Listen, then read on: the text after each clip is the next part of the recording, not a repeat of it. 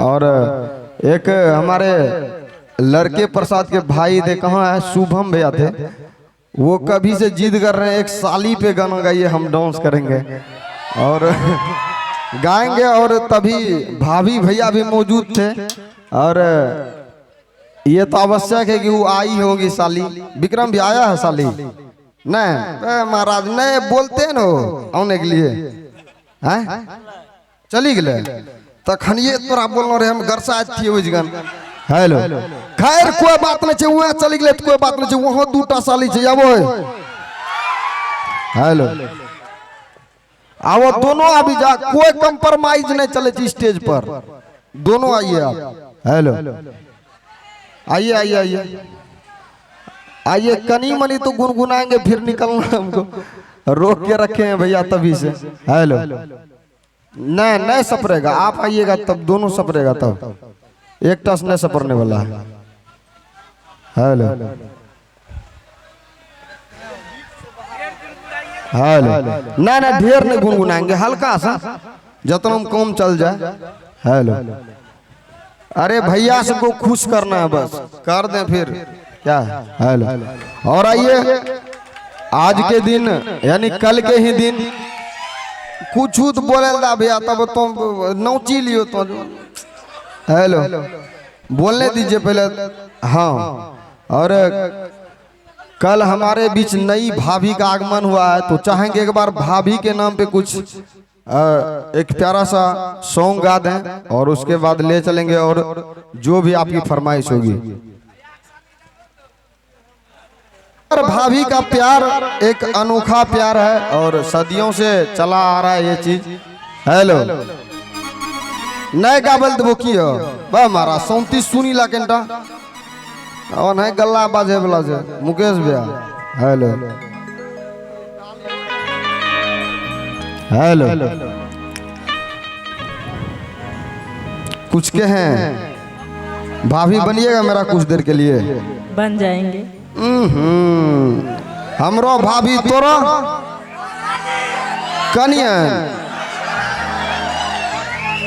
यहाँ सब आदत तो छोटन छो, हमरा भैया तोरो भोजिए लगता है। मुकेश भैया कनिया गई। हेलो हेलो अरे ये आप दोनों चाहेंगे एक प्यारा सा अदा कीजिए और कोशिश करेंगे गाने का। कि भौजी हमसे हंसे बोले कि बोतियावे के परी, कि भौजी हमसे हंसे बोले कि बोतियावे के परी, कि दिल पर बिना वो संग तोहरा कि लगावे के परी, कि दिल मुके सबो संग तोहरा, कि दिल मोर म्यूजिक सेंटर बस तोहरा लगावे के परी। क्या ना पूरा भाई कोशिश करे छे लेकिन नहीं पूरे छे। हाँ क्या ना का कि दिल रजीबो संग तोहरा लगावे, कुल मिला के यहाँ जत्ते भाई लोचन सबसे दिल लगाएगा, दिले लगबे के बात है, गला लगबे के बात नहीं है। हेलो और कैसे 1 2 1 2 3 4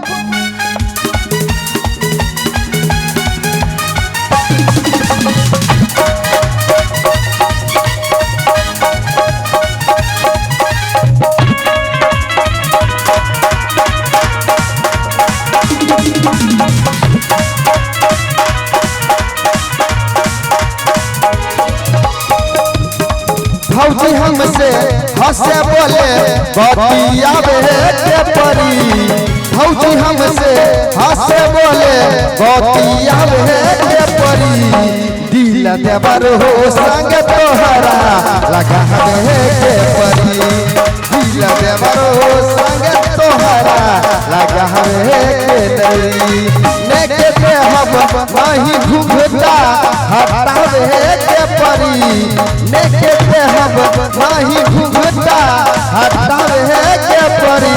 हेलो भैया पोजीशन में आबी जब नोस थे जो ढंगो सा हां चोट मारी गो भैया किने के देहब नाही घुंघटा हटावे के परी कि दिल देवरो संग तोहरा लगावे के परी दिल देवरो संग तोहरा लगावे के परी फौजी हमसे हंसे बोले बतियावे के परी फौजी हमसे हंसे बोले बतियावे के परी दिल देवरो संग तोहरा लगावे के परी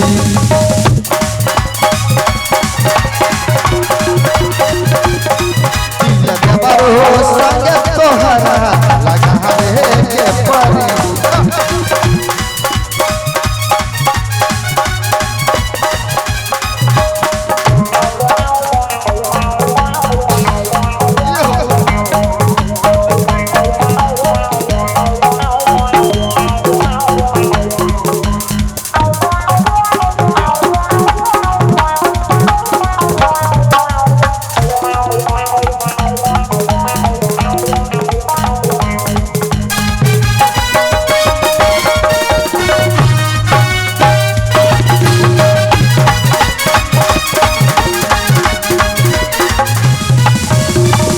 सरधा सजलवा दिल में देखती सूरतिया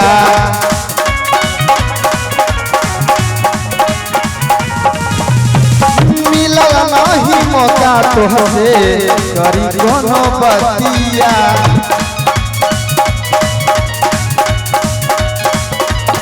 हेलो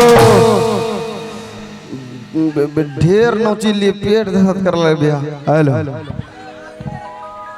कि सरधा सजलवा दिल में कि देखती सूरतिया कि मिलल नहीं मौका तोहसे करी कोनो बतिया कि हमारो खाती एगो लाई कि ले आवे के परी कि हमारो करो सबके चाहिए भैया चाहिए तो स्थिर से न बोलबो औना जा जो है भांगा पेट सब खोली दो हेलो क्या नाम का और राजीव भैया कि सरधा सजलवा दिल में देखती सूरतिया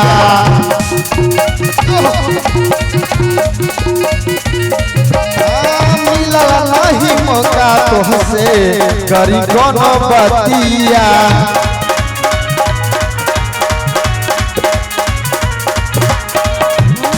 हमारो खाती एगो लाई कि ले आवे के परी हमारो खाती एगो लाई कि ले आवे के परी दिल देवरो संग तोहरा लगावे के परी दिल देवरो संग तोहरा लगावे के परी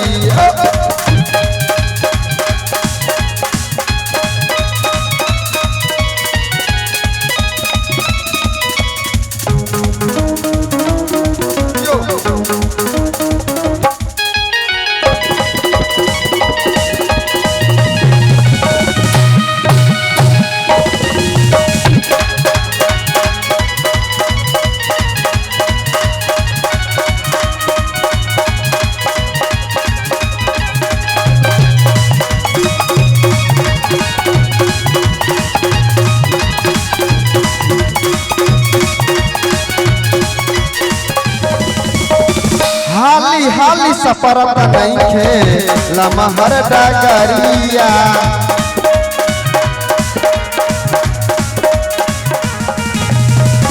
हाली हाली सफरत नहीं खे लमहर डगरिया पेट भरी लगल बाटे भूख के भीतरिया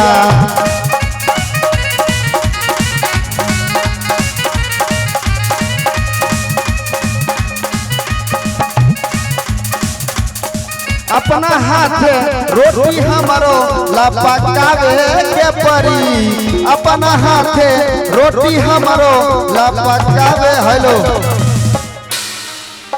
भारी मिस भए गेलै रोटी केना पकेबो बतेबो ने उन्ने बता रहलो छ इन्ने न बतेबो हैं बुझि रहलो छ इन्ने बतबो हेलो कि अपना हाथे रोटी हमारो तौ केबो 4 गो बेसी बेली दियो कि हमारो खाती अपना हाथे रोटी हमारो ला पकावे के परी कि दिल देवरो संग तोहरा लगावे के परी दिल देवरो संग तोहरा लगावे के परी भौजी हमसे हंसे बोले बतियावे के परी भौजी हमसे हंसे बोले बतियावे के परी दिल देवरो संग तोहरा लगावे के परी दिल देवरो संग तोहरा लगावे के परी दिल देवरो